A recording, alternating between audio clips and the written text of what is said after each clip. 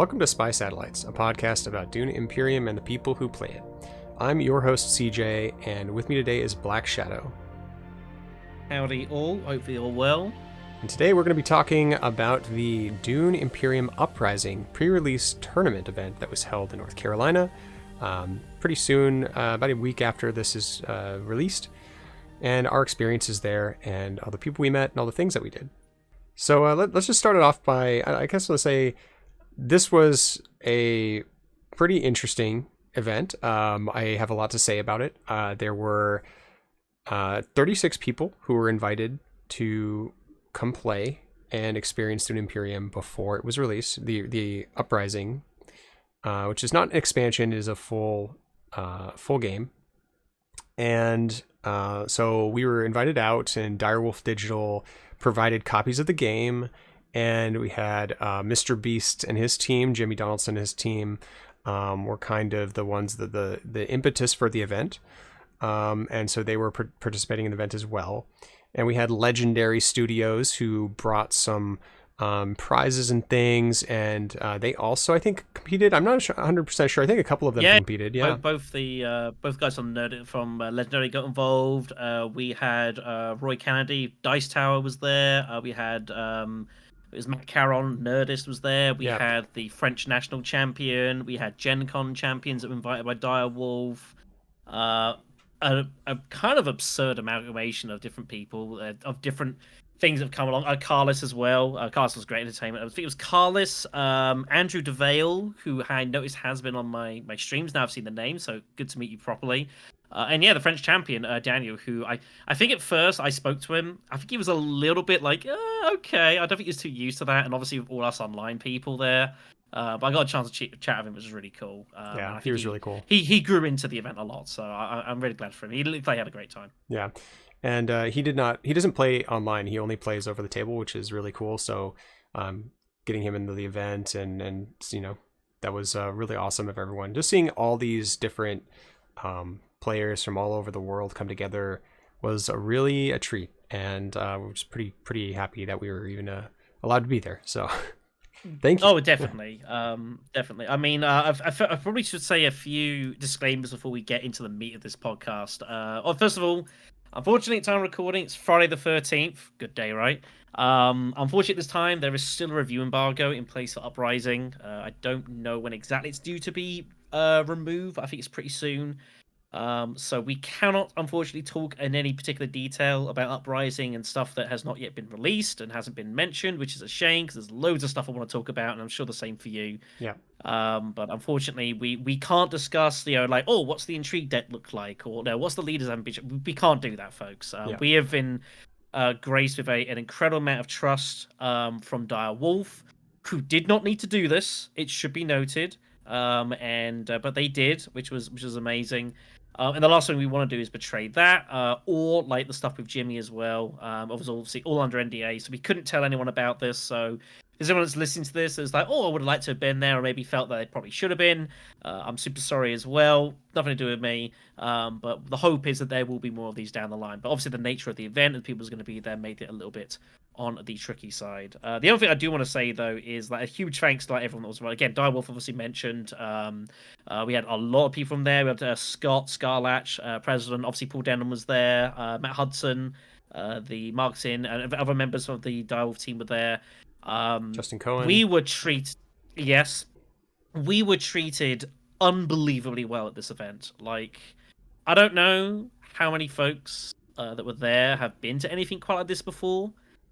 I don't think there's been that many things quite like this before. This isn't like a private function, really. This is not like a trip to Gen Con. This is something like pretty crazy and pretty unique.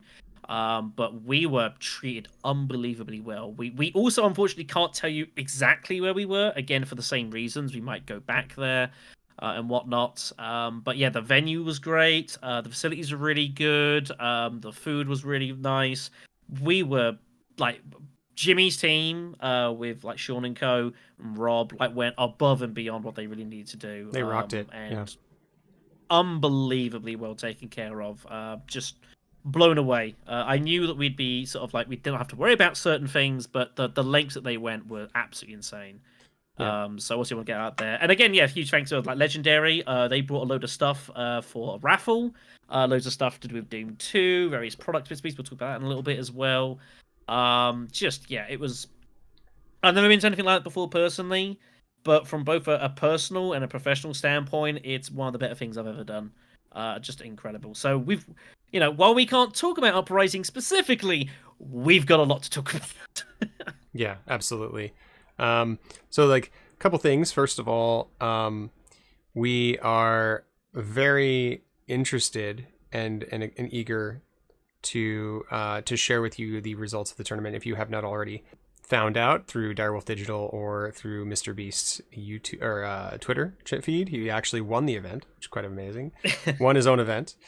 Not a fix, promise. Yeah, not a fix. He's a very good player. And the entire event was Uprising, base Uprising. There were no Ix or MO add-ons added to it, right? Just using base game stuff.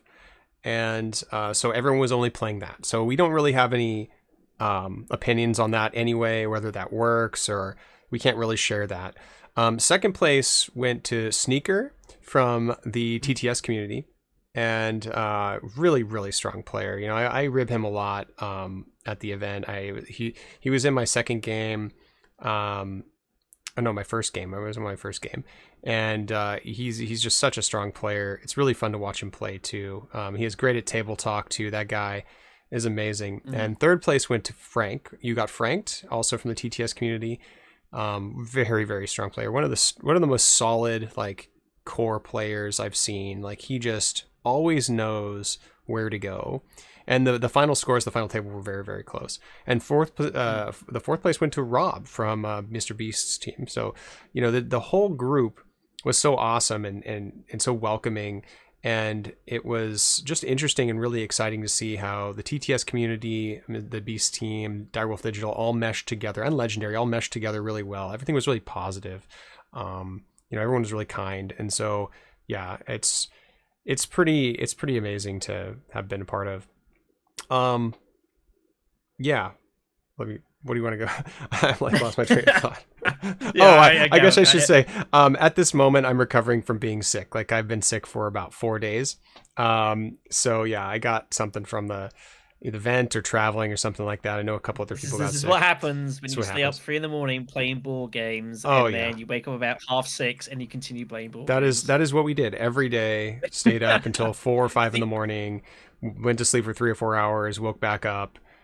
Completely dazed. A video of the event will be going up on our channel pretty soon. As soon as I get the go ahead from Scott Martins from Direwolf and Matt Hudson. As soon as they have released the final table video, ours goes up because it has some final table perspective stuff on it, and they wanted to like cue that up. But as soon as that goes up, you'll be able to see what it looked like. I mean, you probably already saw from the Dice Tower.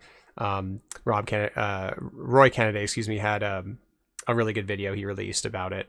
And yeah, so lots of things to say. This event, yeah, definitely. This event was unlike anything I've ever been to. I have previously been to like E3.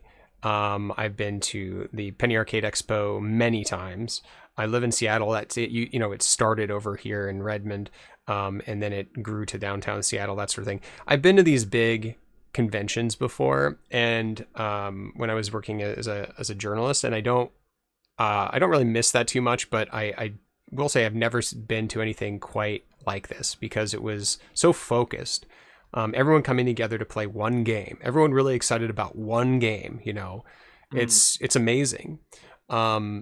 It's the kind of thing you'd expect for like Twilight Imperium 4th edition or something like that. And people going to cons just to play that game because that's the game they love the most, and it's got that kind of vibe. But everyone was really nice, and even when you're getting bodied by other players, it was such a good time. Yeah, man, wish I could go back right now. It was so good. A lot of people have found, definitely. I know some people have been saying that they're playing obviously XMO now, and they're like, oh, it's kind of weird, and I can kind of relate to that. Like I've been back commentating a couple of XMO games, and it is a little strange when you're doing just like the same sort of style for like 3-4 days, and then you have to go back to it for a little bit. It is a little jarring at first. You're like, oh gosh, but Where's my worms? Mentat's different. Like it is a little giant first, but I mean, I don't even know where to particularly start here. First of all, like again, it was amazing meeting loads of people. Roy, I do want to make a shout out as well. Really enjoyed his company. He actually bought his a production copy. He's actually developing a game called Last Light, I think it is, I think it's out. which he Yeah, brought with him. I think it's out. Yeah, which is now an hour, which was really awesome. I didn't get a chance to play that, but I know a lot of folks did. That looked really wild, but a lot of fun. Artwork looks fantastic, by the way. But yeah, like it could not really have gone better from an overall standpoint. Obviously, people enjoying it. I did the wise thing of deciding not to stay up crazy late because I had a competition to run, which seemed the right idea. Right. I will take my victory lap now as well. I was the one who did develop the format for the tournament, which we'll talk about a little bit later on. I worked together along with Justin for Direwolf, running it on the day. He did a lot of the rules judging, did all the admin side. And it went super duper smoothly. I'm really happy with that. I thought it was a fun format. Everyone got plenty of time to give the game a spin under proper competition settings. So that went super well.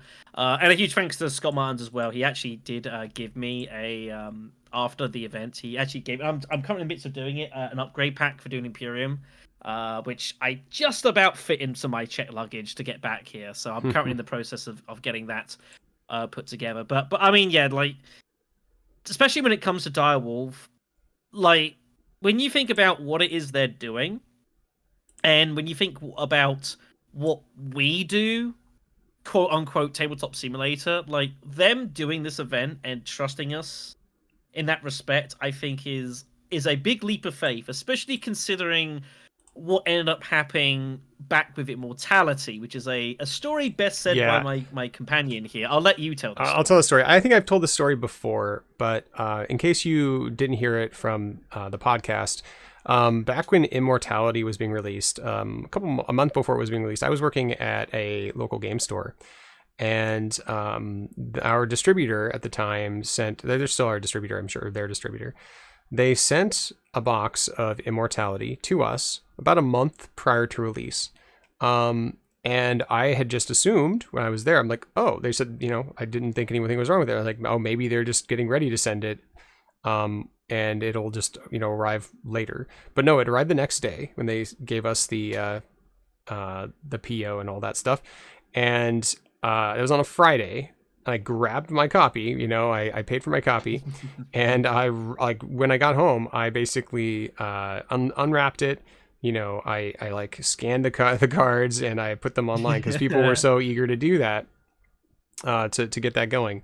Over the weekend, on about, I think it was Sunday morning, I got a call from my boss who said, "Oh, hey, they weren't supposed to send that to you. That was a mistake. You need to send it back." I'm like, okay, well, I'd already put it online. That was now out of my hands. And I don't know if you knew this, but people on the internet work pretty fast. And it was already on TTS before the weekend was over. So pretty crude version, but still it was there. So what I did is I did the right thing. I contacted Scott Scarlatch from Direwolf. I contacted Paul from Direwolf. And I told them about the situation. And I sent back my copy. I put a little sticky note on the top that said, Chris's copy return at, and then the date it was supposed to be returned. Everything was sleeved in it. It was all ready to go and put in my collection. I actually had it in my collection. And I had to go back and find all the cards and pull them out of my collection. And then, and I sent it back, and I didn't get a chance to play with it at all. And then we went online on TTS after I talked to Direwolf Digital a little bit about it, and the distributor, and asked everyone to not play the game online right now and just wait for the release. I also asked people to not post any sort of content about it because there's more than just one of us content creators. There's Orsky and Cheesable and all that, and I just asked them, please don't do that. This could cost somebody their job. So, and in that case, it was one of those situations where I'm like, from my perspective, I want to help out the community and everything like that, but I don't want to do that at the expense of somebody else's livelihood. And so I think we got it all sorted out. and everyone was pretty cool about that. I think some players still played the game. I think quite a few people still played the game, maybe like a 24 or so. But the game wasn't streamed. No one was playing it or did anything like that, or as far as I know, broke any pre-release stuff. So that was good. So we got that under wraps. What we're trying to say, Scott, is we're really sorry. Yeah. Yeah, it was a bit of a mess. It came at a funny time as well because it was just as the Golden Path Internationals was just starting. It started about the same sort of time. It'd been on the way for like a week or so, and then this happened. Or it was about the same sort of time. So fortunately, we had a competition to stay busy with at the time, which meant weren't constantly thinking about Immortality the whole time. But yeah, no, we got together and we were like, okay, it's there. There's nothing we can do to take that back, but what we can do is just not cover it in any way, shape, or form. And Olski was cool with that. Everyone was cool with that. But yeah, it was a bit of a mess up. I mean, sometimes distributors do funky things, I guess. But I think all things considered, like it was mitigated as best as possible. Yeah.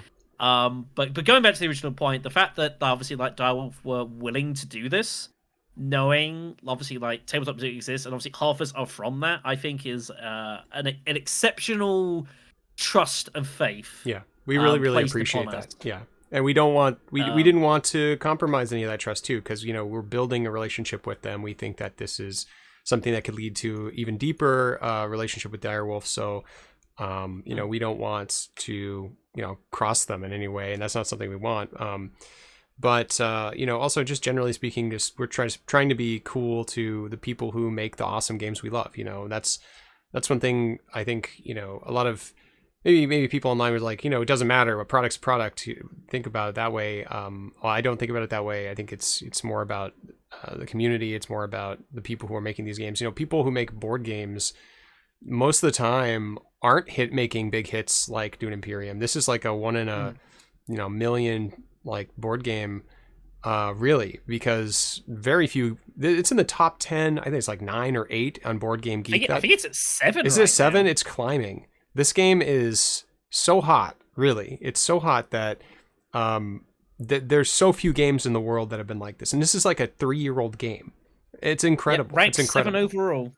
So it's still climbing. Great. Yeah, so it's quite amazing to me, and I'm just glad to be a part of it. So.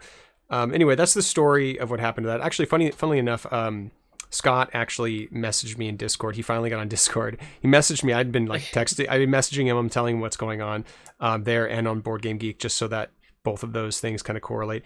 And he said, "Oh, hi Chris. Hope you got everything sorted out."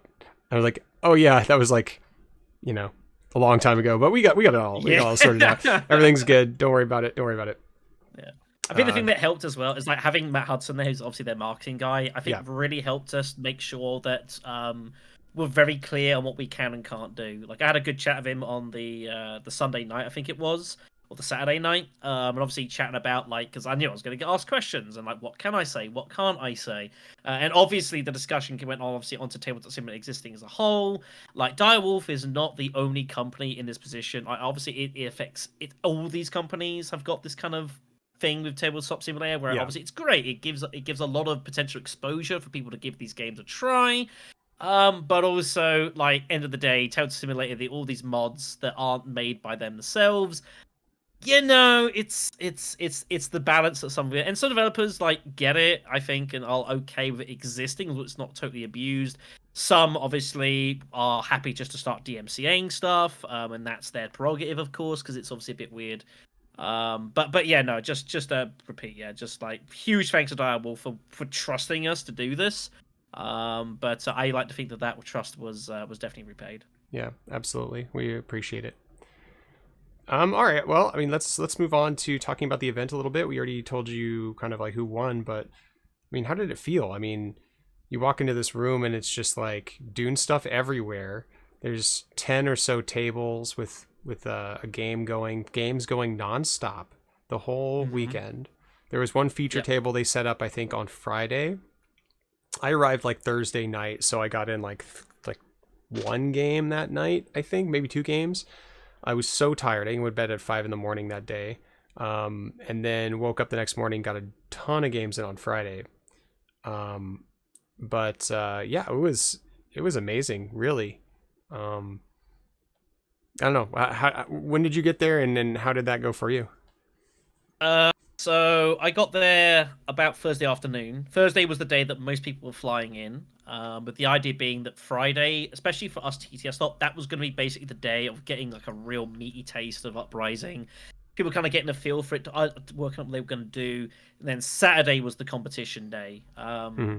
But I never actually got to play that much Dune Uprising. I think I may have played like 10 games the entire weekend, which sounds like a lot, but compared to some other people, wasn't really that much. And that's because I was involved a lot in the organization of the event. Yeah. I think I only got I 12 in, worked on honestly, so it's not too many less than yeah, I had. exactly. But yeah, like I was involved in the organization. I didn't actually participate in the competition itself. We'll talk about the competition in a bit more detail later on. But it was super awesome working alongside Direwolf. I had been asked prior about a format for this competition, and I'm the tournament guy, so I was like, Yep. okay, well, let's see what we can do. And we ended up sitting with a modified Swiss system, which was basically the super short version is everyone gets 3 rounds of games. Everyone plays 3 rounds. The Swiss system idea is that between rounds you pair against people that have got similar performances to you. So it's like no one can really say, "Oh, I've got like crazy, like I've had really bad draws the whole way." No, if you win your first game, you're gonna play against everyone else that's won a game. Yeah. So it's all kind of self balances itself. And then after 3 rounds, the top 16 went through to a knockout phase, which was just straight winners only, no gimmicks, nothing like that at all. Just literally winners only, making the way through to the final match, which we end up playing on the Sunday morning. It was, I would almost say, huge thanks to Justin Cohen, who I worked alongside with. I literally got in like Thursday afternoon, said hi to some folks. Me and Justin then went to a room for about 2 hours.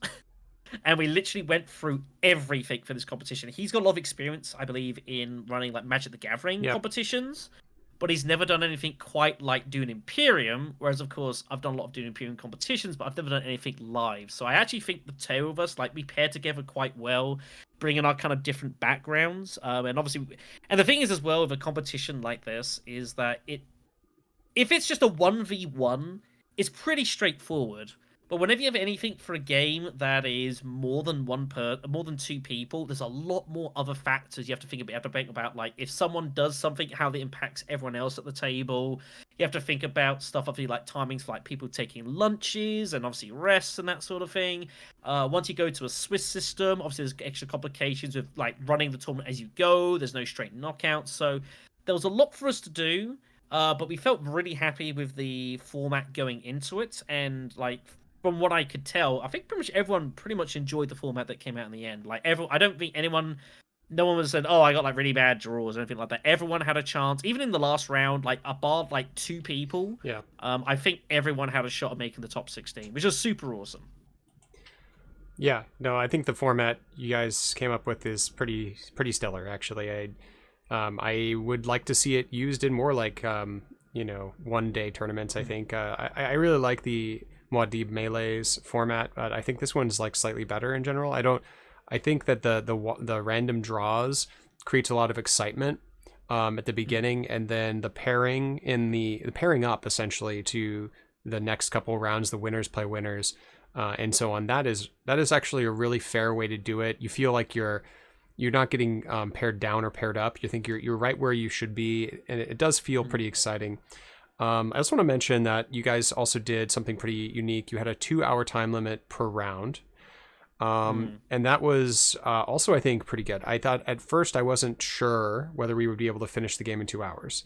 Because, I mean, sometimes Dune can go a little longer in real life than it can on TTS because of the upkeep and flipping over cards. And that takes a little bit of time and looking at the cards across the table. We're not just clicking buttons. Not just clicking buttons, cool. Yeah. But you know what? There's not that much of upkeep to do with Uprising. I mean, there's more with like Immortality when you have a bunch of other tokens to move around and some more cards to flip over and stuff like that. But there's not a whole lot else to keep up, really. It's very simple. And for that reason, I think that you mentioned when we were talking, only like one table ended up maybe not going getting done under 2 hours, and I think that ended like Yep. a prior round. Like none of my games went to time. We all ended up like right at the right time. I think one of my very last game, my last table was with Lannister and Alpha Nova and Martin, and I think that game we had like 7 minutes left when we were in the last round, and then I think we were like basically finishing that one up. So, but Justin came over and he was like saying things like, yeah, oh, if this game goes another round, just play the next round. Like it didn't matter because it was the last round of the tournament for us anyway, pretty much, and and there wasn't a whole lot else going on that day. I mean, we had like one more round or something, so it wasn't that big of a deal. Yeah, I liked it. it was good. an interesting format as well. Yeah, like because we talked about, so the problem you've got in a 1 day competition is that obviously, and this is obviously that Cheeseball knows very much from his melees. Trying to fit everything into a small time frame, it's kind of difficult. And that is something that we looked at, and I said to Justin, I was like, well, obviously we have 1 day experience, and what we do is we have like the individual clocks, which obviously came in as an idea for the melee, and obviously then has kind of proliferated around sort of thing. But obviously trying to do that for this game and like making that work is not that particularly feasible. So I think it was him who came up with the idea of, well, why don't we just do, I don't remember. I basically, oh no, it was me, I think. And I said, well, I was thinking back to like Twilight Imperium tournaments by SCPT, Biz Cats, Peace Turtles, lovely guys. And when they run their competitions, obviously Twilight Imperium is a crazy game played by crazy people, and their games can go anywhere from like 6 hours to like 12. And I've seen both sides of that. But what they do for their competitions is they have an 8-hour game time limit. And what happens is that if the game goes past that timer, you just play the round you're on as the last round. And that's it. You don't have like the individual timers, so like, doing it that way, because again, trying to do that in a setup like that is kind of hard to do, but you just do it that way. And the thing is that it doesn't really particularly benefit anyone particularly to try and stall games out. And Justin was around there anyways. He's saying like, if I think you're trying to stall the game out, like he will come down on you, and Justin had full authority to do that. And I think it was interesting as well was the Thursday, the night before, the Friday night, we went through the brief of the competition and we announced that we were going to do that. There was a few quizzical looks at us and people saying, wait, what? And people wondering, like, with 2 hours, like, are we really going to get this game done in 2 hours? But yeah, in all the matches we played, there was only one match that that didn't finish. It finished, like, the round prior, which I think is pretty good. And it's a psychological thing. Like, I think if you're just playing kind of casually and just chilling, like, between rounds, you're kind of, like, chatting with people, you're having some fun, but just having that presence of the timer there, even if it's like not really actually going to impact you, just keeps you focused, keeps you thinking as the match is going on.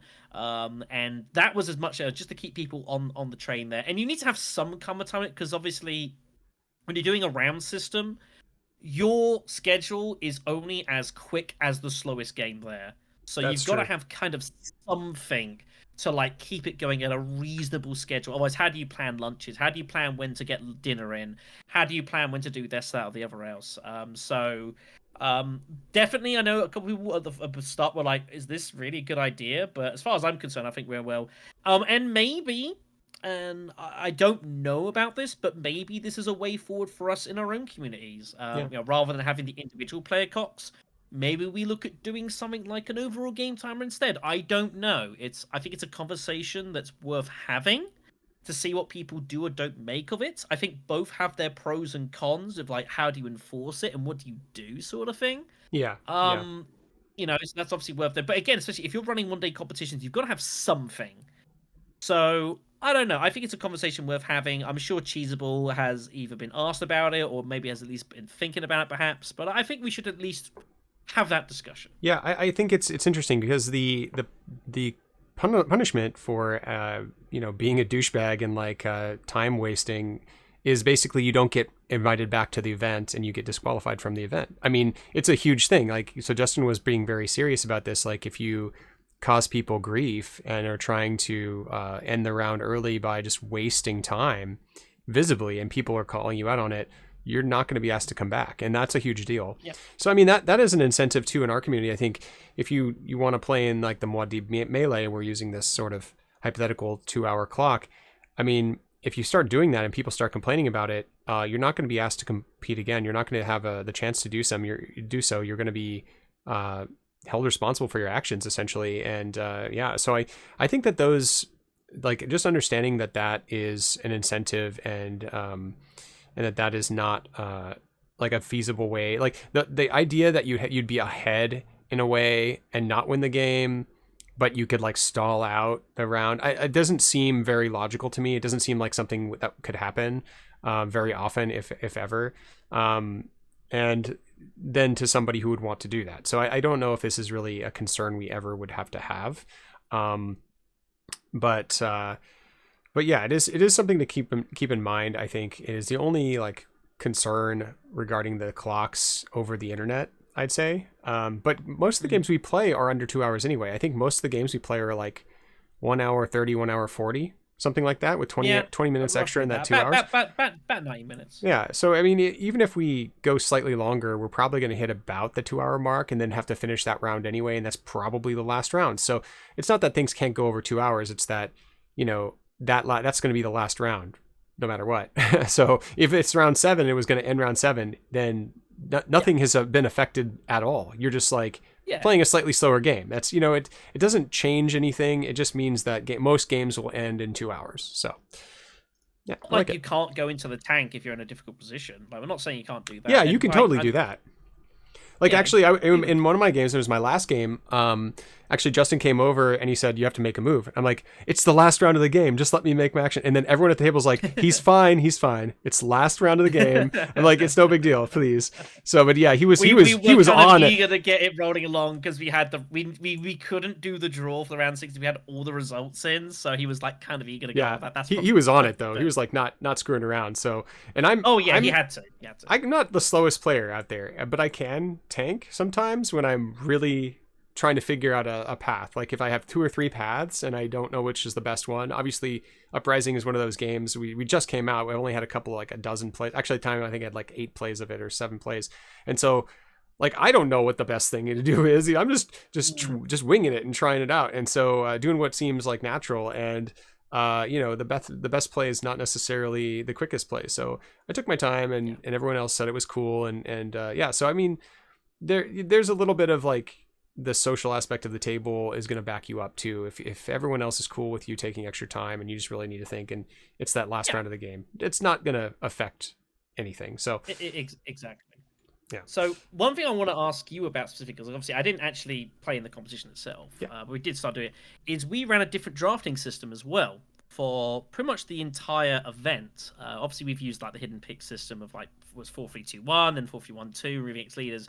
But we ended up running a modified system. This was largely the behest of Paul, I think it was. I can't recall exactly. I might be throwing it under the bus. If so, I'm sorry. It was one of the Direwolf guys. I think it might have been Paul, but I understand the reason for doing it. Well, go ahead, continue. Yeah. So instead of what we end up doing, so there are 9 leaders in the game. I can say that much. I can't tell you, obviously, some of the people that haven't been shown yet, but say there's 9 leaders. So what we ended up doing is we ended up running a version of Hidden Picks. It was 4-3-2-1. But what we ended up doing was not like removing X amount of leaders from the game and then just pulling from whatever's left. But we end up being, so position 4 would be dealt 4 of the 9 leaders. He would go ahead, pick one of those, pass the 3 to the next person, and then they would then draw another leader off the top. So that by the time you've got through all the seats, 7 of the 9 leaders have been shown to at least someone at the table, which meant there was 2 that wasn't. So this was the idea, I think, behind this was that because there's not been a lot of play to this, I don't think that we're in a position where we could say, like, there was no like counter pick. It's not like, oh, you picked Muad'Dib, I have to absolutely pick this guy next. That doesn't really exist, sort of thing. And it was also something that was still reasonably simple to run and not that complicated, but there's not like too much edge to be had. And that's what we ran like for the day before in the competition. But I'm curious to know what you made of that. Yeah, so it was fine. I think the reasons they chose to do that style is to give people more of a variety of choice, and to make it so that you really got to see more leaders. I don't know if that was actually the case because I played like the same leaders. I think I played the same leader 3 or 4 times the entire time just because of that stupid pick system. Pardon me. And I also think that it is a pick system that sometimes favors the second and first pick more than the fourth and third pick. And here's why. So there are several leaders who are great in position 1 and 2 because they're early aggressive, like usually worm player leaders. You want to get worms, you can do that from first and second position. It's a little bit like shipping, kind of, in that it's where a lot of the initial focus can be for players. Doesn't necessarily have to be, but if they're in first and second position, it's very likely to be. And particularly Paul Muad'Dib is like the quintessential worm player. And what happens is, and what happened in several of my games, I think in 2 of my games, is that the player in the first position ended up luck sacking into Paul off of the random draw off the top of the deck. So yeah, that felt a little bad, honestly, and no one was able to like draft Paul out of the pool to keep that from happening because he's pretty strong. There's no counter pickings available. Yeah. There's no counter picking. Yeah. Now, I mean, that doesn't necessarily mean that player was going to win the game. It just means that you don't have an option of influencing what kind of game you want. Like if Paul got to the third position, it would have been a slower worm game and it would have been a much more methodical game. And I think it would have been more interesting from everyone's perspective because you can still have a worm player, but that player is not getting horrendously rewarded for being a worm player. So I talk about that later. But yeah, so I think the main drawback for me is that the random draw is too much variability, too much randomness in a game that has already enough randomness with the intrigues, the contracts, Imperium Row. I don't think you need more of that, especially not as an input kind of to the games. Like, let's say, okay, these are the leaders you have to choose from. I'm looking at these leaders going, I've played all of these leaders before. I don't want to play them. I wanted to play something new. I didn't get a chance to. It's like I was literally like, I'm just looking for something I haven't played because I wanted to try all the leaders, and I didn't get to try all the leaders because of that. So that kind of annoyed me. And I would not recommend doing that specific picking system in our tournaments. I think if we go back to a hidden picks, I also think a 4-3-1-2 is still the right way to do it. I think that because of the way that Dune Imperium is built, because the first player token passes to the next player around the table, 4-3-1-2 is still the best because the second position is still the strongest, and it would kind of the second and third positions are very strong. It kind of reflects the base game, and I think we'll see a lot of the numbers kind of reflect that if we collect data. So those are my thoughts on the pick system. I think it wasn't like a big deal. It was a little annoying, but it wasn't like a game breaker for me. I still really enjoyed my tournament games. Even if I was playing with a leader I'd played twice before. I mean, it means I was more familiar with the leader, sure, but it doesn't necessarily mean in the fourth position I was like particularly like in a good place with that leader, So there's some weird stuff going on. Yeah, and there's some tricky leaders. Like there's some leaders that I think are reasonably pretty straightforward in how you want to use them. There are some that are very complicated and wild. Yeah. Which is definitely a thing. I mean, look at this way. I know Jessica, I believe, has been leaked. I think. Yeah, Jessica's leaked on BGG. Yep. Yeah, she got leaked GG. That's she's a double-sided leader, and she's probably not even the most complicated leader in the game, which is kind of wild. She's amazing. Think about it. Yeah. So, just for those of you who are listening and haven't seen the post on BGG, Jessica's has 2 sides. The A side, her ring is you can spend a spice to get an intrigue, and you may put a cube from your reserves onto the Bene Gesserit faction space area, kind of like above it or wherever, as a memory. Okay, so that's her ring. Her passive is when you go to a Bene Gesserit space, you may draw cards equal to the number of memory tokens you have there, returning them to your stock, and then flip the icon, flip the ID, or the leader over. On her other side, her ring has changed. It now says you can pay a spice for a water, which is not a great ring, honestly. It's pretty bad. But water is kind of hard to come by, and spice is a little bit easier to come by. And her passive is amazing. It's whenever you visit a Bene Gesserit or Fremen space, you may spend a water to duplicate the effect on the space. Now, that doesn't mean you get an extra bump or anything like that, or can do any of the other effects on your cards twice. It just means you get to do whatever is printed on the board an additional time. So if you go to the Fremkit space, which is the draw a card, you spend a water, you draw 2 cards. Like, that's kind of nuts. 1 water for 2 cards is crazy. The other one, the one that was Hardy Warriors, I actually can't remember what it's called, but it's Desert Tactics. Desert Tactics. Yeah, that's gonna take me a while. It's just a troop and a trash. You spend a water for a troop and a trash. You can spend 2 water for 2 troops and 2 trashes, which is a little expensive, I'm gonna say. But if you need to cull the cards out of your deck real fast, she could do it. If you go to the secret space, just draw 2 cards. You repeat that effect. Okay. Now, if somebody somehow has like 5 cards in their hand when you do that, you actually steal 2 more cards. You steal 2 cards.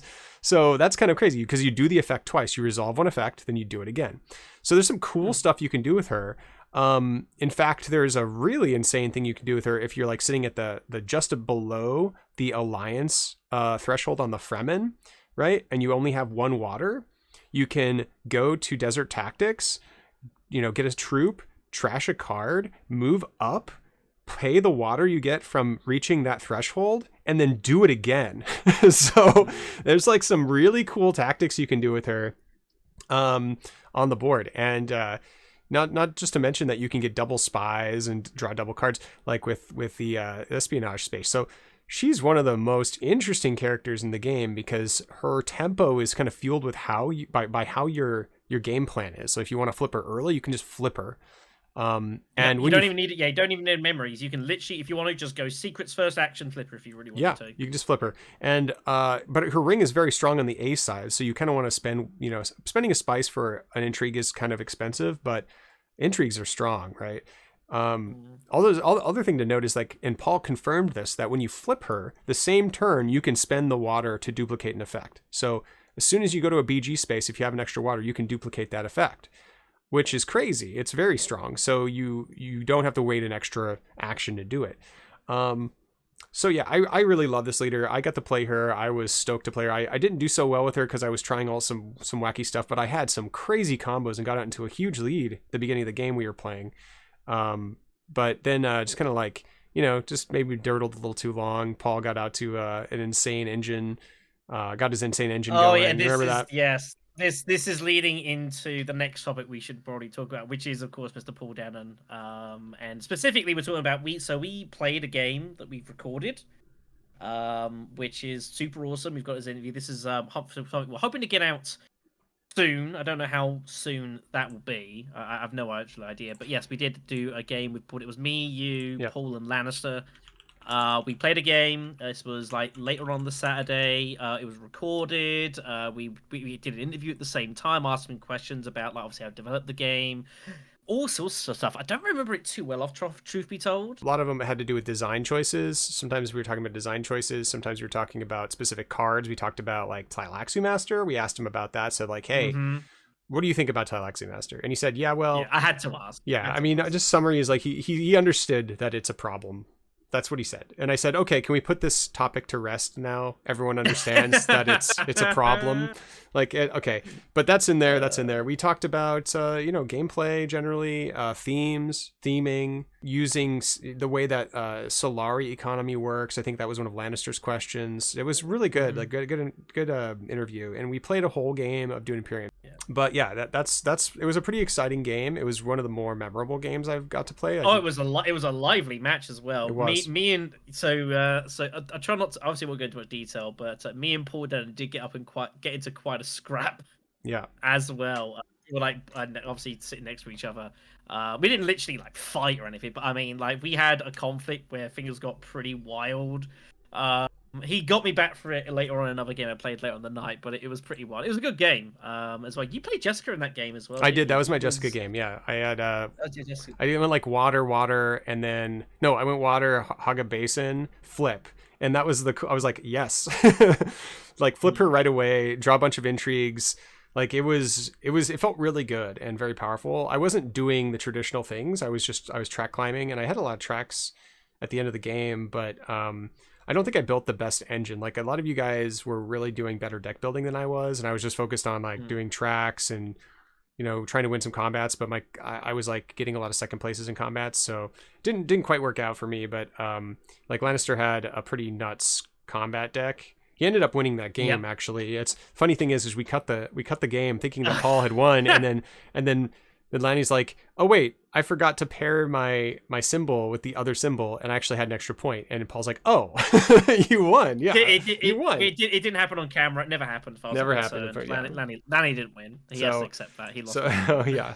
So Lanny officially won that, but didn't win it. And then yeah, that was just one of the most exciting games I played in a long time, because it's we got to ask him about favorite cards.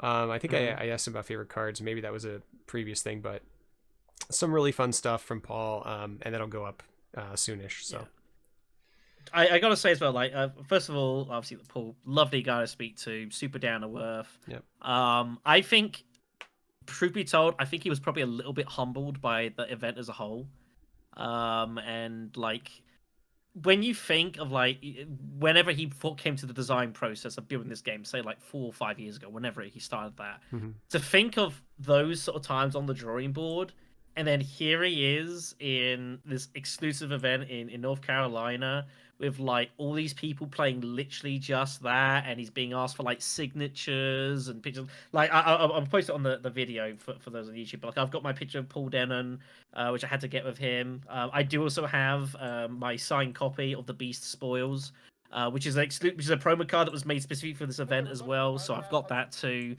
I'm really glad for him.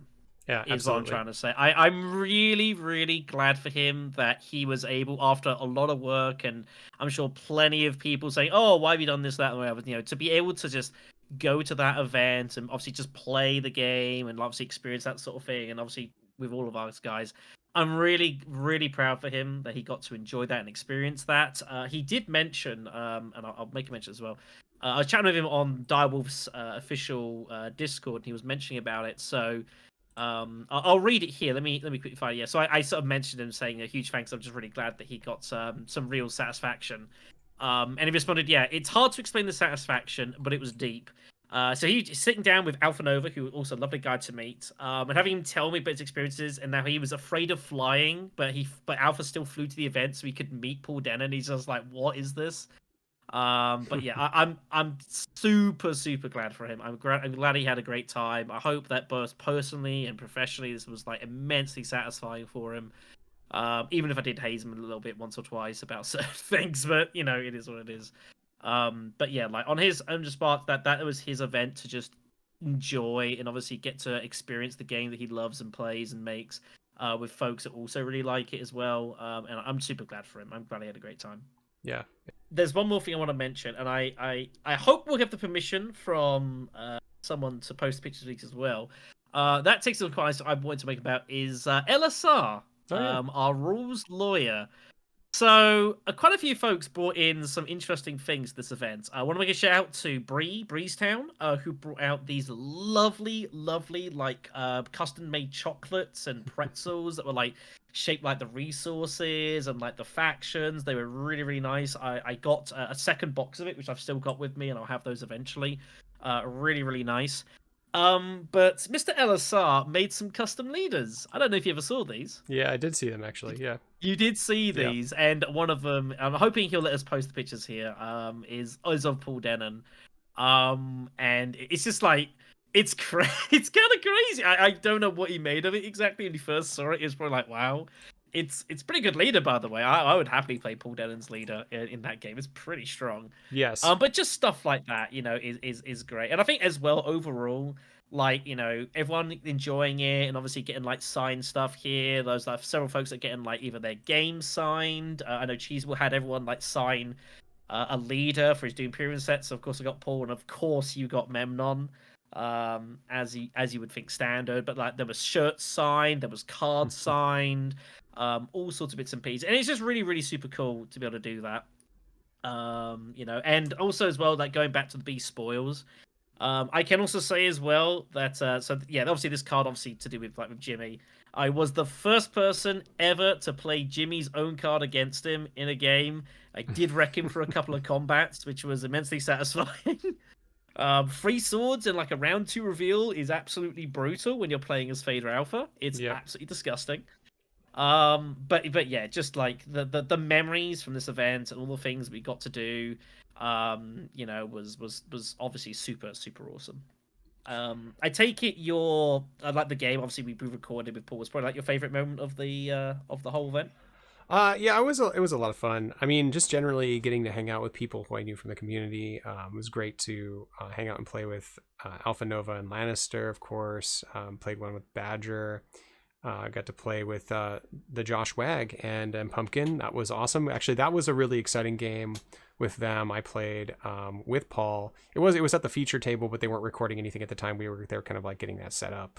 But that was my first game I played with Paul, and it was a really exciting one. I think I did okay in that game.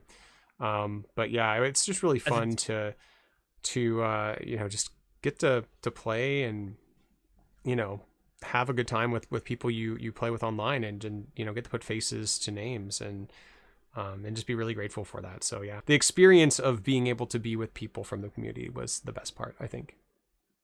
I was going to say, as it turns out, Paul Dennen is pretty good at his own game. Yeah, that's true. He butchered some people. He really did. He's so obviously about Jimmy, Don's obviously winning his own event, which was kind of funny. He won every game he played in the competition except for one, which Paul Dennen won. So he gets that little extra scalp there.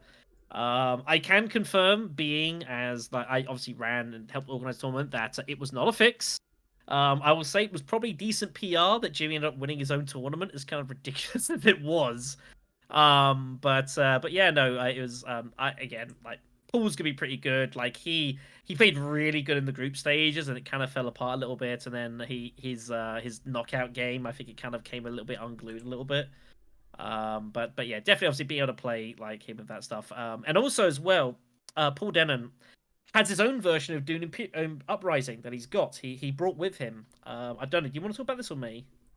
You can. Yeah, go for it. Okay. So obviously we've got Uprising, and obviously it's built how it is.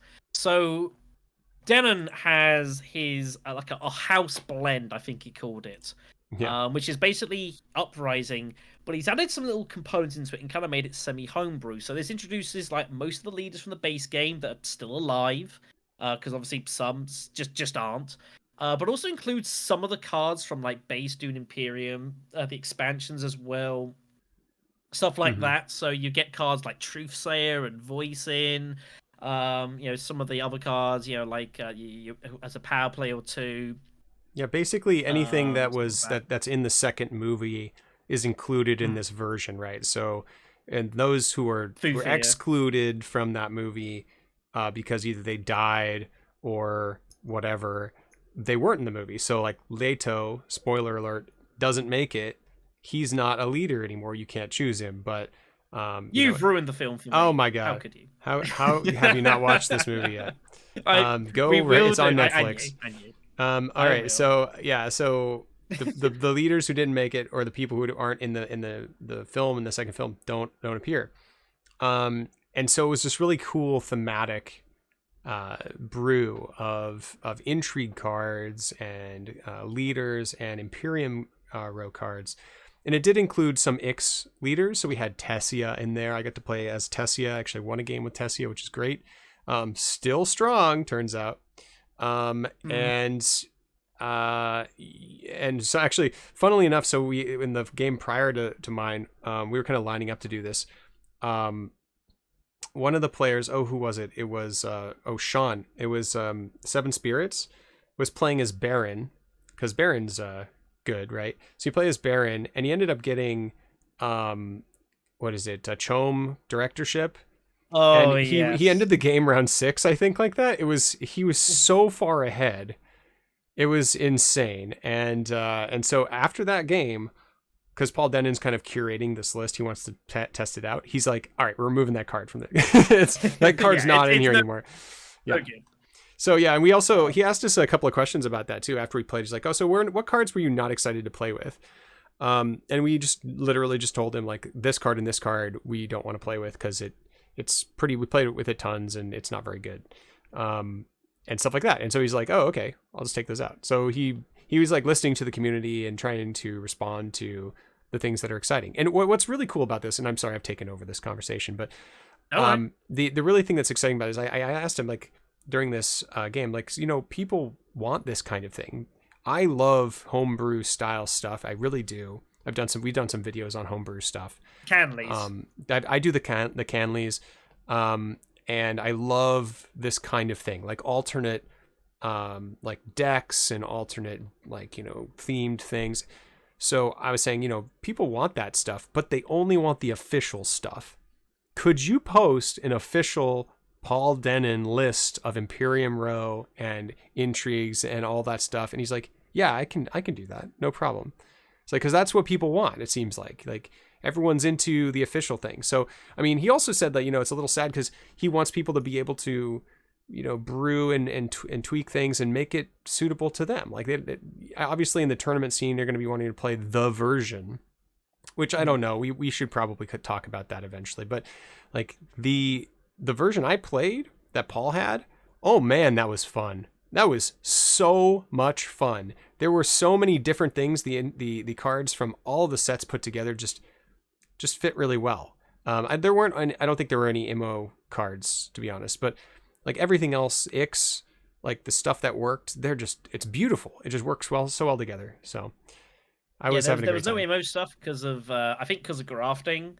Yeah. And like grafting, like with some of the stuff Uprising is. I don't think it'd be that bad. Honestly, I don't think it'd be that bad, but no, I actually don't think it'd be bad at all. The big thing is like the cards that you'd want probably if you just took out like the Tleilaxu board, there are like only a couple of cards you could play with. Maybe just one. And it might be the planned coupling card. I think that's the only card you could actually play with without like adding the other board. So you could probably just add that and it'd be fine, but then you'd have to explain what grafting is to people. Yeah, it's probably not worth it, honestly. But yeah, because I did get to play eventually this house blend. It was later on the Saturday night, I think it was. Yeah. I think it was the Saturday night. So sitting down as me, Paul Dennen, Matt Hudson, and Rob, who got to the final. First of all, what a collection of people. It was an absolute hoot, like great entertainment. But yeah, we were playing the house blend, and Paul Dennen got hold of Shai Hulud. It was pretty brutal, to put it mildly. That was like just. I mean, what do you do? Shai Hulud had Fremen bonds running occasionally as well. It was pretty disgusting. It was a shame as well because like I ran pretty bad. Like I think I drew off the top card of like my deck 3 times with no actions. I found Diplo twice in my ring once. I was like, oh, that's great. So that really hurt, but no, it's definitely a lot of fun. But it's tricky for us because again, like we deal with the competitions and tournaments, and when you do that, we kind of have to run the official version a lot because that's what people are used to. And especially the big events, like if you start doing stuff that's homebrew, like heavily homebrew, you're heavily limiting the accessibility of it. So it's not tricky, but I definitely do think it's a bit like epic mode. I think in a way, like epic mode, obviously in a way is kind of almost a bit of a homebrew in a way. Yeah. If you think about it, it's taking the base game, it's modifying a bit. You've played a lot more epic mode than me. Yeah. So like you've got more experience in it, but like I've played it a couple of times. Yeah, epic mode fun every now and again. It's fun. Yeah. I'd say it didn't go far enough for me. Like it just needed. There needs to be a little bit more than just a card that lets you trash more stuff. Like that's fine, but like I really appreciated what Paul was doing because you'd see this opening row and it's just like, wow, all these cards are just stellar. Like, when you don't see any duds whatsoever because you've just added nothing but good cards into the deck. It's so nice. I think this actually leads us quite nicely to a concept that's worth having here as well. Is so obviously we spent the whole event playing basically just Uprising. You did touch upon the 3v3, which we'll talk about, I think, more detail probably whenever there is a dev diary coming about the 3v3. So maybe it's better for you to withhold a lot of your thoughts until then. Sure. I will say that I did look through the components. I never played it, but it looked pretty wild, to put it mildly. Yeah, we'll But try to get obviously a like Cheesable in conversation. here for that or something because he was in the Yeah, game. yeah, because he played Lanny, I think played as well. Yep. So that's something I didn't give on. It's not too much a big thing for me. But obviously the question that I got asked, and was with people was going to ask once or twice at the event, and certainly have been asked by people since the event, is Uprising with Ix and Immortality and thoughts upon Mm-hmm. that. It's tricky for me. Like again, I got about 10 plays in it, and I kind of feel reinforced in what I felt in beforehand. In that, like, I think again we can't talk about Uprising in particular detail. Although I can definitely say on behalf of pretty much everyone there that our thoughts on Uprising are, for the most part, extremely positive. Yep. People are going to really enjoy it. I think it's going to be a great hoot. I would also quietly say that if you go playing some base Dune Imperium with no expansions, it might be a decent lead into Uprising because it's kind of got that same sort of feel about it. And whereas like with X Immo, with base Dune Imperium, you've got so many things going on. But with Uprising, it all feels like there's a lot going on. It's like it's not basic or anything like that. It's there's a bit of complexity to it, but everything pairs really well and amongst itself. The contract system feeds quite nicely into the economy that's set up and the worms and how that kind of feeds in. Obviously, all these factions, these spaces that are locked off of various factions, the spy mechanics. We haven't really talked about the spy mechanics. Stuff like that. Yeah, don't get too far into the evaluations too. I know. I won't. I won't do.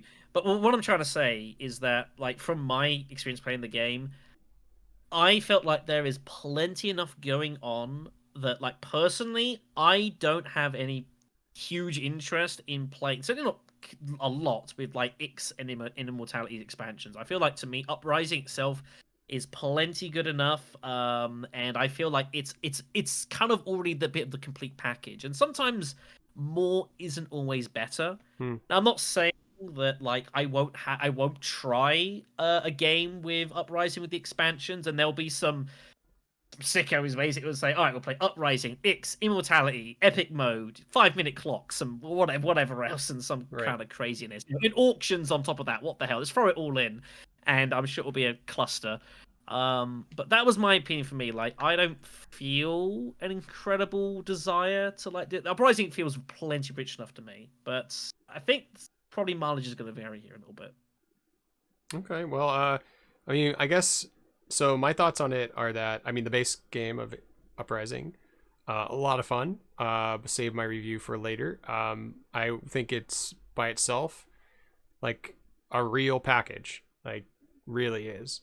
So people don't need to be just buying it just to add it to other things. In fact, I think it might not be the best starting place to learn Dune Imperium.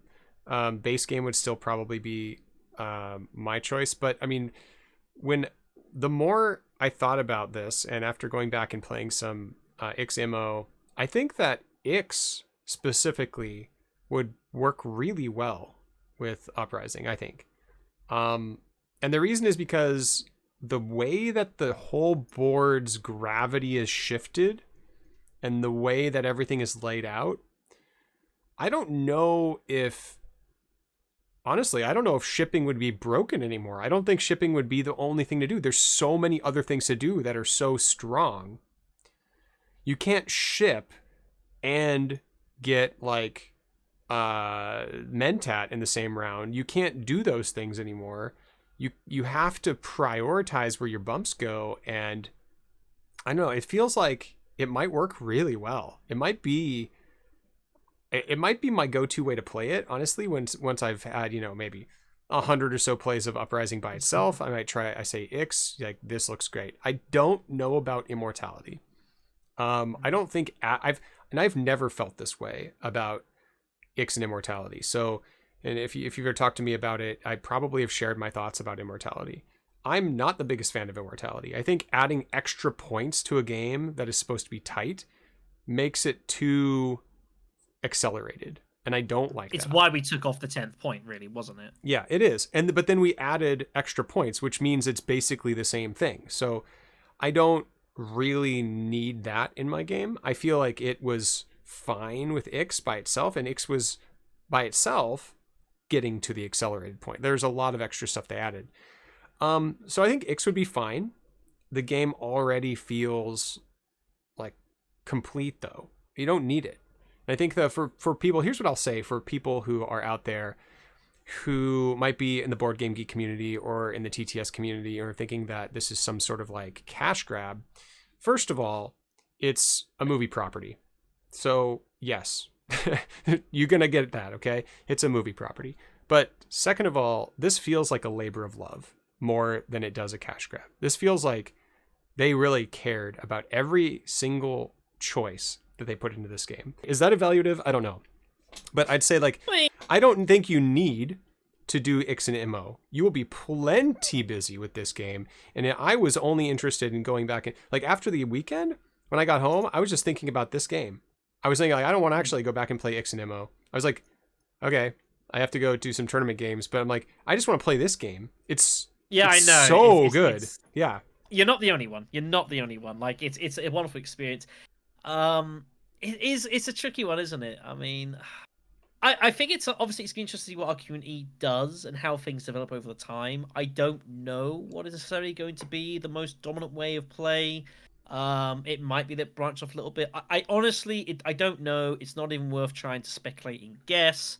But like, I don't know. It's like once you play the game like 200 times, then obviously you're gonna more inclined to like try different bits and pieces. Yeah. I don't know. It again, I think it comes out the Paul saying, I guess it's kind of make your own experience. If you want to use the expansions, there is compatibility there. But I think for me, like, I think I'm happy with just Uprising. I don't know if I'd really want to add in a lot of stuff. Maybe I'm just slightly done with shipping. I feel the same way. I feel the same way. Yeah, definitely do. So, and it's not like the shipping in this game is bad or good or anything like that. I think it's probably about fair. It's okay. still a decent space. Yeah. But it's a different kind of feel to it. So we'll get into we'll see how things vote for that. We'll get into like why things are the way they are later on in a different podcast when we actually review the game. Obviously, this is not a review. This is just some thoughts pertaining to people online, particularly saying that things are the way they think they are and not the way reality is. So I just want to let you know that if you are a little on the fence about whether this game is worth your time, you should probably give it at least a play. It is very rewarding. And I think everyone there was having a blast. Please go to your local board game store with some friends. Please go and give us a spin, and you guys will enjoy it 100%. Yeah.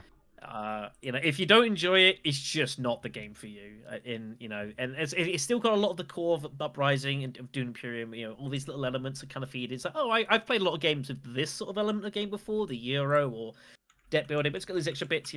I think it's gonna be really, really, really good. So yeah. Speaking of other things that were there as well, we also had Dune Imperium Digital there as well. That's right. Yes. Which did turn up. Now, I never got a chance to play it myself, unfortunately. But I know you did. Yeah, I got to play it against 3 other living individuals, which was awesome.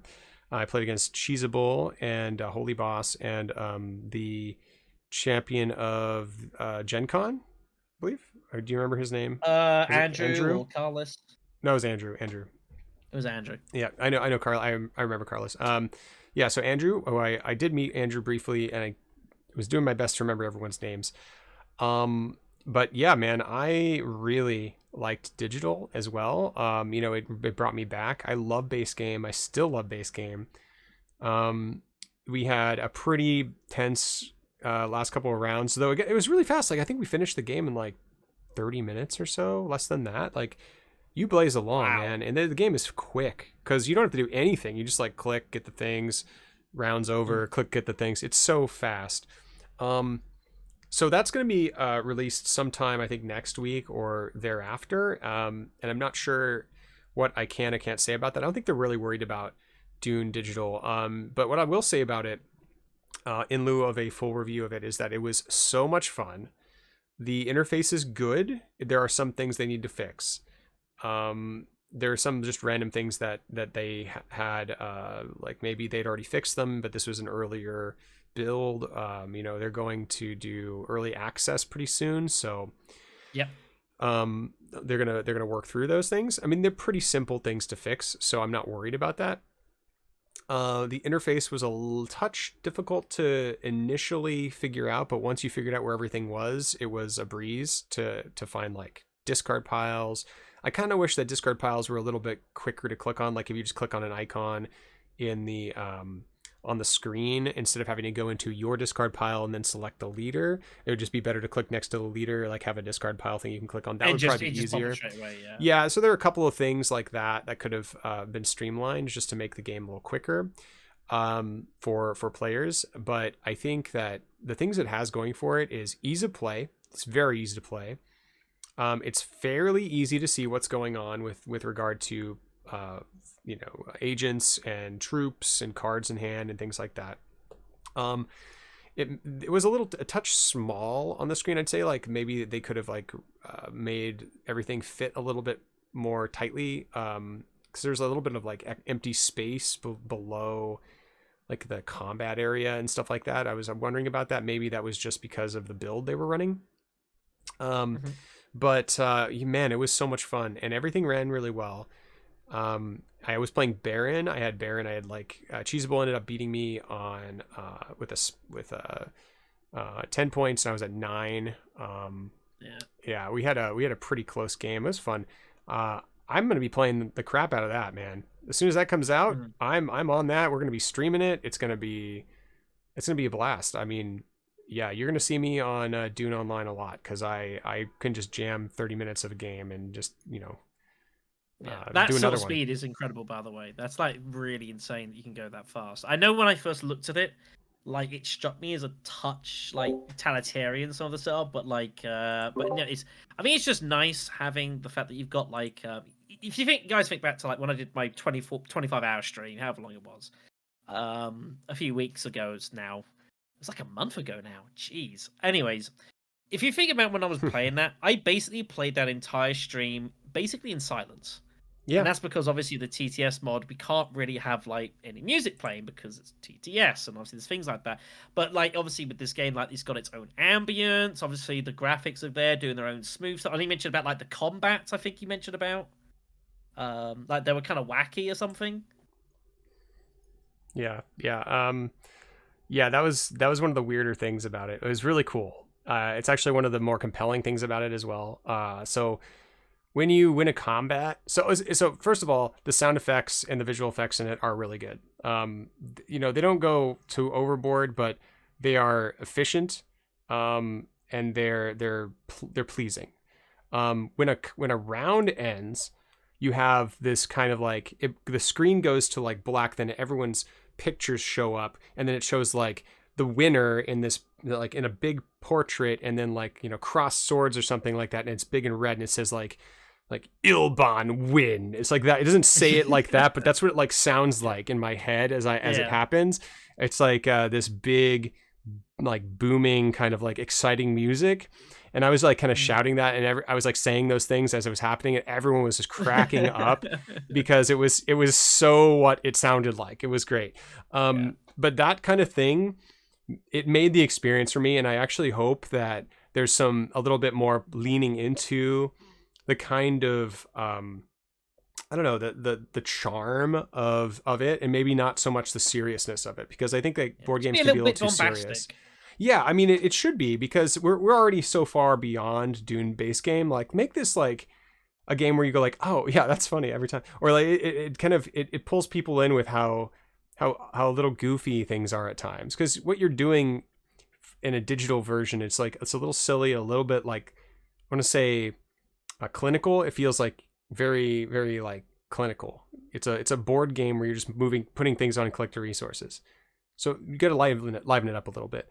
I think that's why I think those end screens were so great. Every combat like that just made it for me a really great experience. But they could do things like if it was Cheesable and I were bouncing ideas, like after an alliance is stolen, it makes it's a big event. It's like, it makes you like the words "alliance stolen" go across the screen, and there's like like Matrix slow-mo music. Yeah, all sorts of wacky stuff could happen, and that would also do something to like foster that kind of suddenly exciting thing happens, and you're like, whoa, So I really enjoyed it. I'm going to be playing the crap out of that. Not just because it's Dune Imperium, but because I think that they did make a really good product there. And I think it's going to be really, really great for everyone. I think, we're going to be bouncing back and forth between this, Uprising, Ix and Immo. I think like all of those things are going to be vying for my attention here, and I can't wait. I mean, what am I going to do with all these other board games I have? Honestly, this seems really strange. Black Shadow. I'd try not to think about it at this point. It's probably not worth considering. Just bin them all. You know, you're set now. I do want to just address something that has been said to me by a few different people regarding digital. And I talked about this when I did my obviously initial review, and well, not review, but obviously when the news came out and talked about it, I was like, well, you know, people saying, oh, well, you know, it looks great and all, but it's only base game Dune, so I don't really want to play because we've got the expansion stuff out. Mm-hmm. We are a very fortunate bunch here on the TTS community for a few reasons. First of all, we have one of the best workshop mods for Tabletop Simulator going, period. I don't think there's any suggestion otherwise. I don't think that's a controversial thing to say. I think we have one of the best mods going, period. The work that's gone into it, the time, the effort, the reiterations, obviously, and just redeveloping things, retooling stuff. Obviously, you know, all the props of all the folks that have done that over the course of time is amazing. What it's also allowed us to have is this situation where we have Dune Imperium with both its expansions at our fingertips, and we can just literally just do game after game after game after game after game. And it doesn't take long. There's no sub. You just literally just get your boot a game and LFG. It's filled in like 30 seconds. You're in a game. You're off to races. Yep. Obviously, because people are so used to having everything, when you've got a product that only has the initial original thing, it has none of the expansion stuff, I can understand why some people are a little bit hesitant to say, well, I'll get it when the expansion stuff comes out. I'll get it when Uprising finds its way to there. The problem is that there's some folks that always said, well, it should just release everything, which, first of all, that's not how economics works. And B, you have to, like, with anything like this, you have to kind of, like, do an initial thing to make sure that the interest is there. You don't want to spend all this time doing all this stuff and all these expansions, and then, like, nothing happens with it. And that's obviously a lot of wasted time. Yep. So we also had swag bags that they gave us. Mm-hmm. Let's talk about those real fast.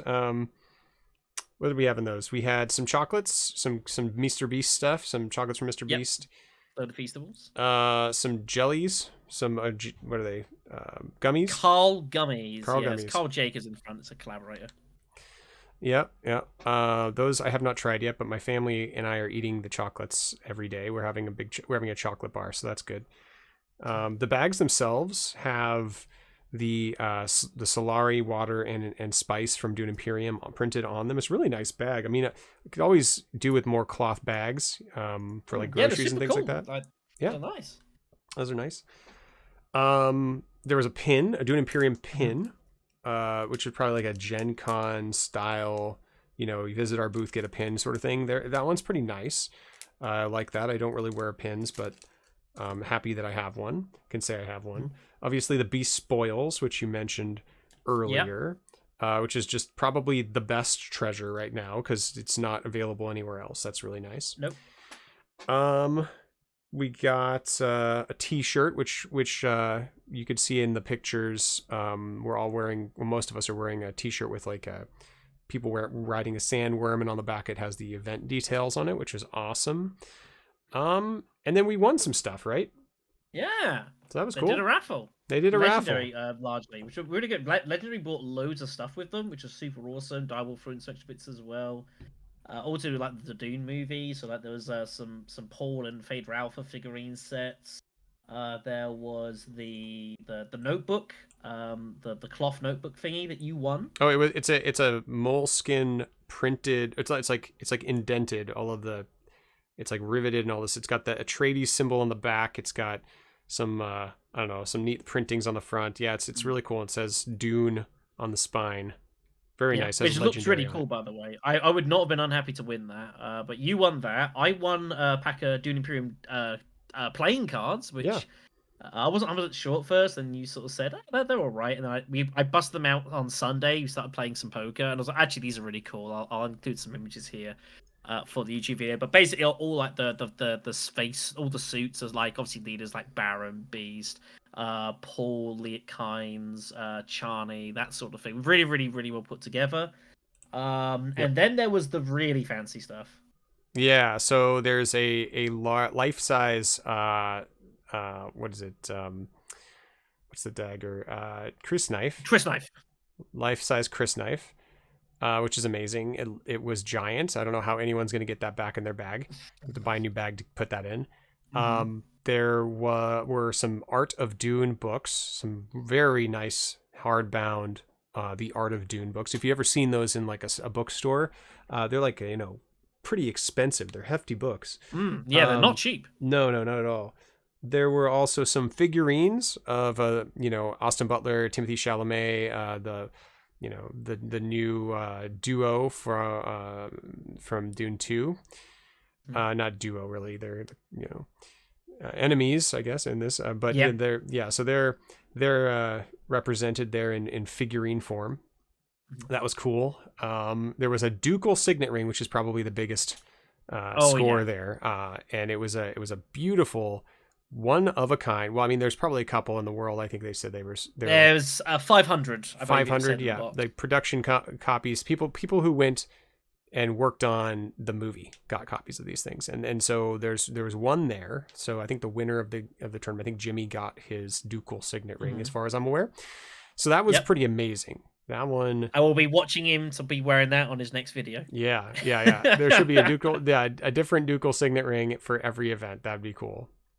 That'd be pretty sweet. But yeah, that was that. But I can't remember. I think there was some T-shirts, some production T-shirts from the film. Yep. And I think that rounds it out. I think it was just this pile of stuff with the trophy on top, and we didn't say anything about the trophy.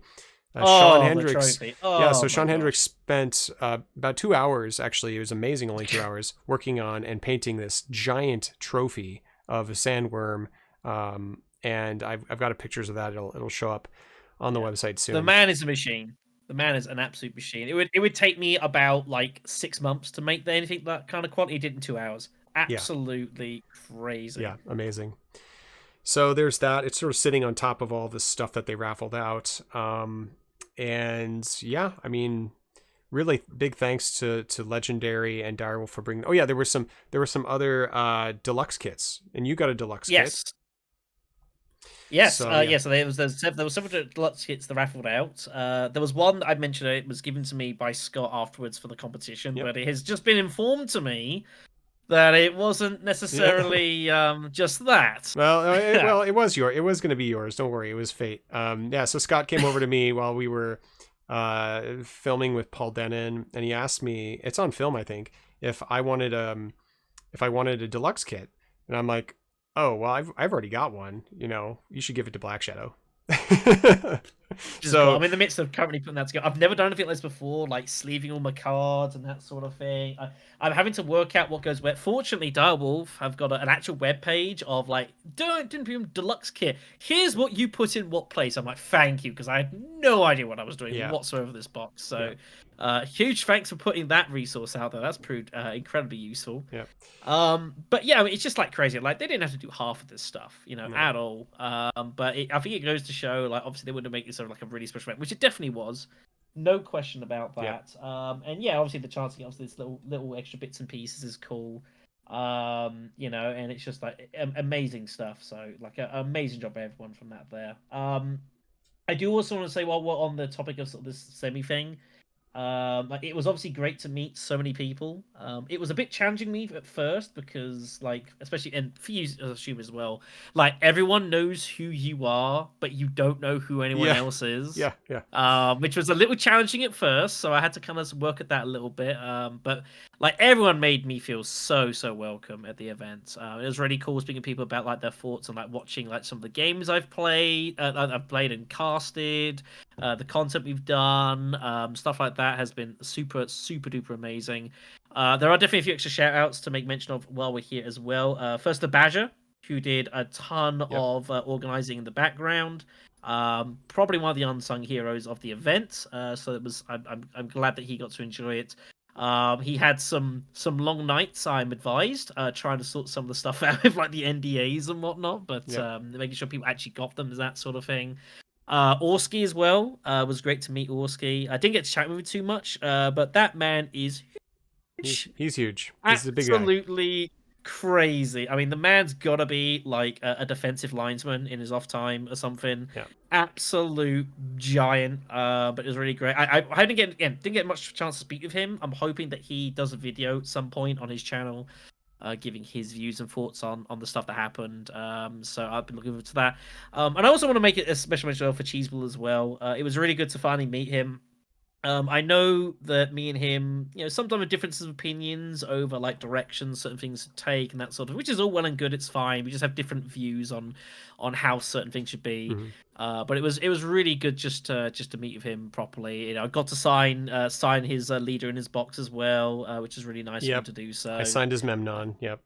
Yeah, got his Memnon. We did a lot of signatures. I signed like shirts, I signed boxes, like cards, all sorts of bits and pieces, which is really cool, and I super appreciate that as well. So just huge thanks to everyone, for making me, making us as a whole like feel super duper welcome. Huge appreciate that. So other than that, I guess it's a case of like your favorite moment's got to be like the pool game, right, from the event. Yeah, the Paul game was quite good. I liked that one. That was a lot of fun. That one playing in the other game, I played another game with Paul and with Josh, the Josh Wag, and Pumpkin, his girlfriend. And that was a great game too. That was prior to that. I think that was the day before. It was on the feature table, but the feature table wasn't being recorded at the time. They were just kind of getting that set up. We had a really close game then.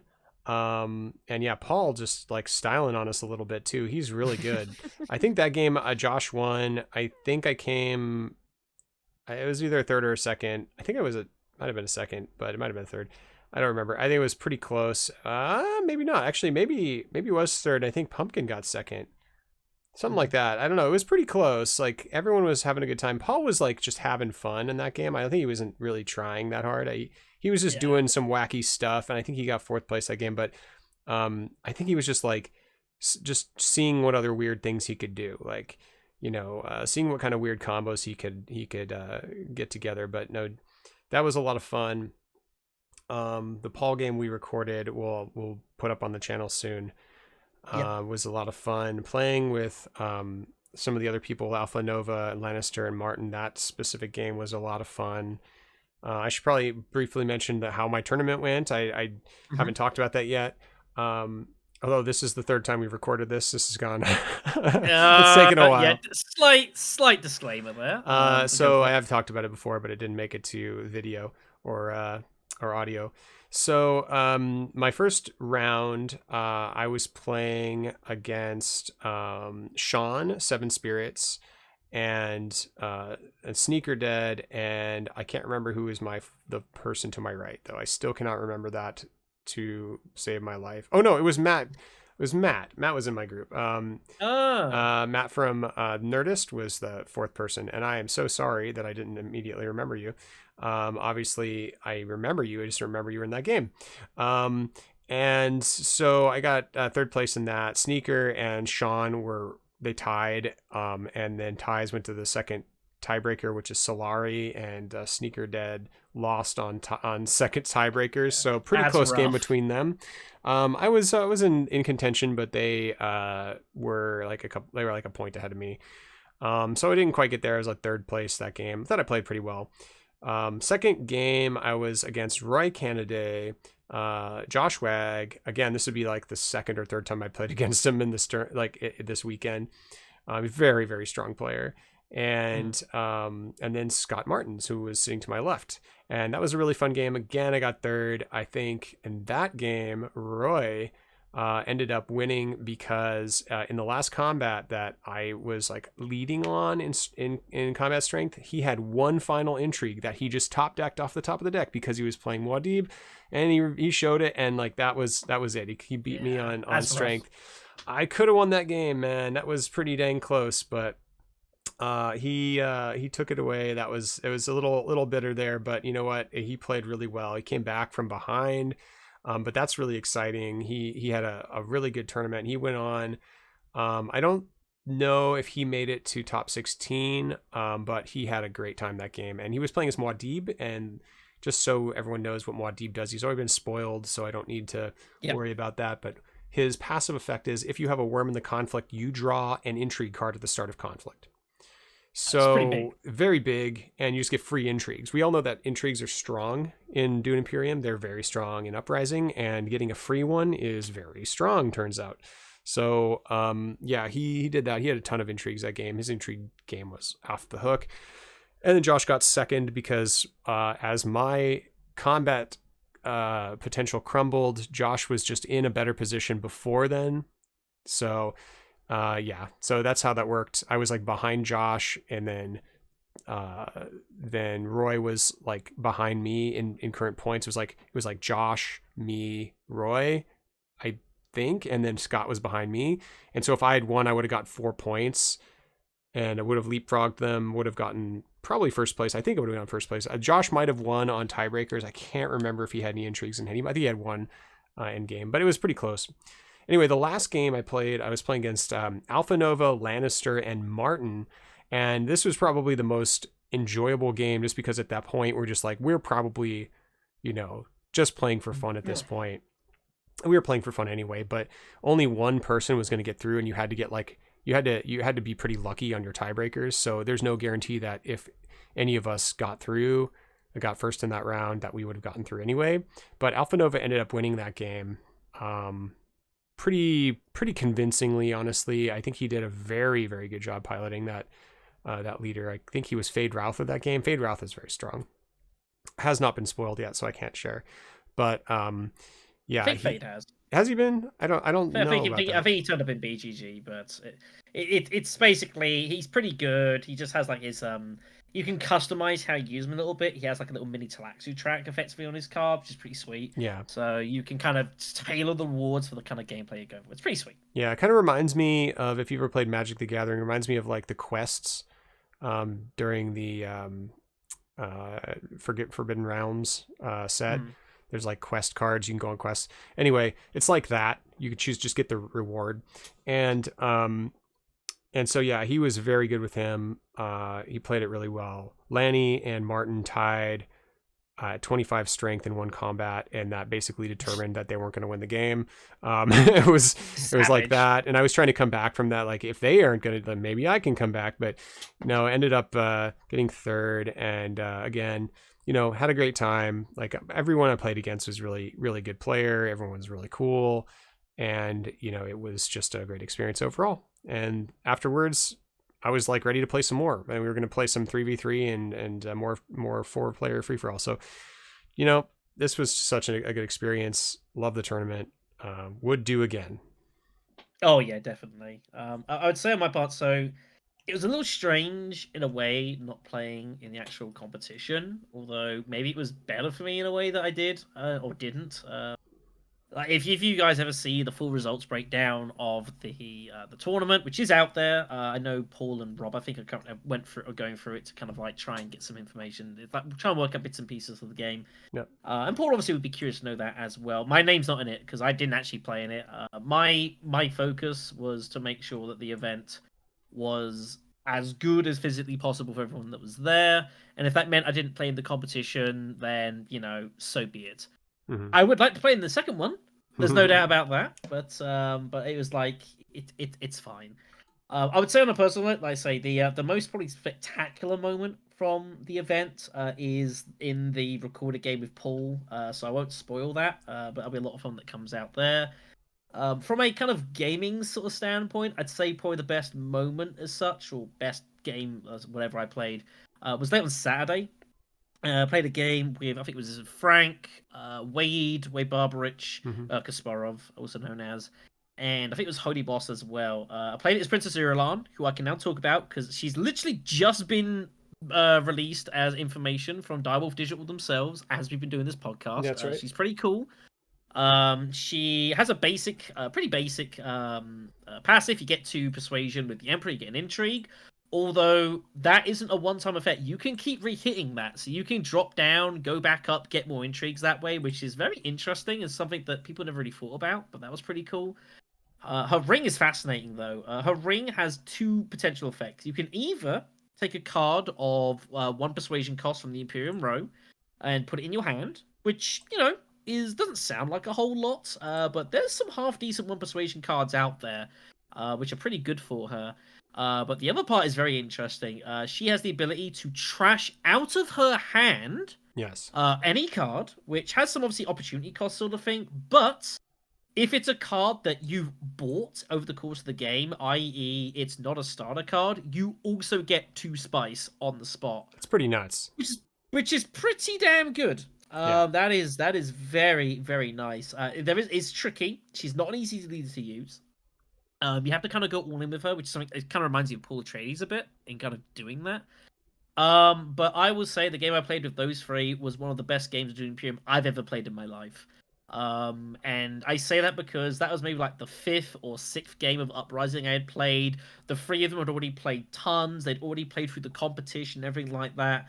But it's a nice feeling when like I was just seeing everything. I was just in that zone where you just see everything with all this clarity going on. And then just seeing all the little moves. I was like getting tons of use out of the ring. I was getting in a situation where I was like literally I'd like buy some prepare the ways, the new liaisons. I would trash those out of my hand to get the 2 spice, and then I would rebuy it just to keep that economy going, stuff like that. And yeah, like everyone played really good, but it's given like how kind of on the back foot I would have been because they'd all played the game way more than me. One of the best games of Doom Imperium I've ever played. Mm-hmm. But I'd say my favorite moment of the entire event actually has absolutely nothing to do with Dune Imperium whatsoever. So on Sunday, there was about 10 of us that stayed a couple extra nights at the hotel because we wanted to do some bits and pieces. And it was getting later on to Sunday night. We were playing a game called Skull, also known as Skulls and Roses, which CJ knows fairly Yep. well. And if you don't know it, it's basically a bluffing game. Go look up. Super simple, but basically, if you've ever played a game called Liar's Dice, it's very similar to that as well. You start off with like you have 4 discs basically. The count is almost like as lives. And you go around the table. Basically, you put a bid to say you got 3 roses in the skull. You put a bid, so you say like 1. Everyone puts down a token, and you're saying I can pick up one rose, and if you basically win if you're the last person standing, or you score 2 points by correctly guessing enough reds. But obviously, as people get guesses wrong, they have to start gradually removing their tokens randomly. And we got to a situation. I remember it well. I think it was like 7 of us. So it was me, Frank, Lunatic, Lanny, Badger, Wade, and I'm trying to think desperately who was the 7th player. I think it was Lonk. It was Lonk. That was it. We were playing. Yeah, Lonk. I think was in it as well.